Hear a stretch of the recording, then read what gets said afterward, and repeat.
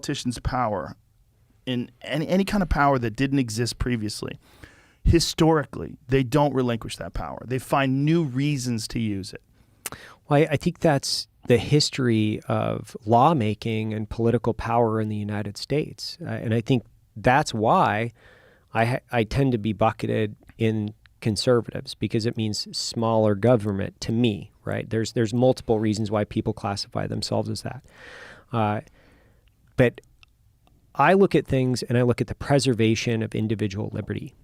You know, how do I preserve more of my freedom? Because I feel like I'm a responsible adult, and I feel like I'm going to raise responsible adults, and I feel like I spend most of my time around responsible adults.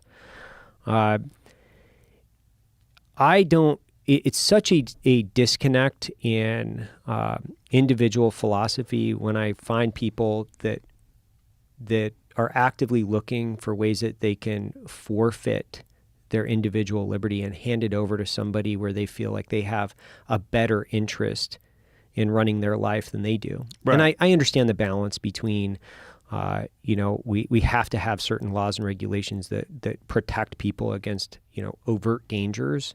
But I also understand your statement where I think politicians and I would say lawmakers and government bureaucrats have a really hard time relinquishing control once they have it, because it makes their feels job easier. Good. Yeah. Makes their job easier. They can just tell you to shut the fuck up, do what I say, and you have to. You can't work anymore unless you do what I say. That's essentially what a vaccine passport is. Right. You can't do what you want to do unless you do what I want you to do.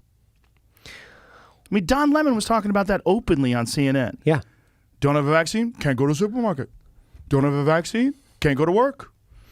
Like, it's so strange that people want to say things like that. Like, that's the thing that blows me away. Why do people want to? Because they're dumb. They're dumb. Right? They're dumb. They don't understand history. They don't understand right. human beings. They don't understand human nature. They don't understand the history of every single country that's ever existed other than the United States. Up until 1776, every fucking country that has ever existed was run by dictators. Right. All of them. This is the first one where you had elected officials. This is the first experiment in self-government that actually worked, and it created the greatest superpower the world's ever known. It created the greatest cultural machine, the greatest machine of art and creativity and innovation right fucking here. And how did it do that? It did it through freedom. Because when you give people freedom, you let people do whatever the fuck they want to do, they actually find ways to succeed and grow and thrive. But as soon as you put the boots to them, as soon as you tell them, you have to do this or you can't do that, you have to listen to me, now you have a mini dictator. You have one step away from a king. You have a one step closer. You're moving one step closer to dictatorship. That's what the fuck is happening. That's what's going to happen with a vaccine passport. That's what's going to happen if they close borders. You can't enter New York City unless you have your papers. You can't go to here unless you have that. You can't get on a plane unless you do what I say. And people say, whoa, it's all about protecting people from the... No, it's not. It's not, because we've shown this is a fact. Just a couple of months ago, the idea of a breakthrough case was unheard of. Nobody heard of anybody catching COVID that had a vaccine, right? That was the whole idea. You get a vaccine, you don't have to worry about it. Now we know not only do you get it, but you can spread it.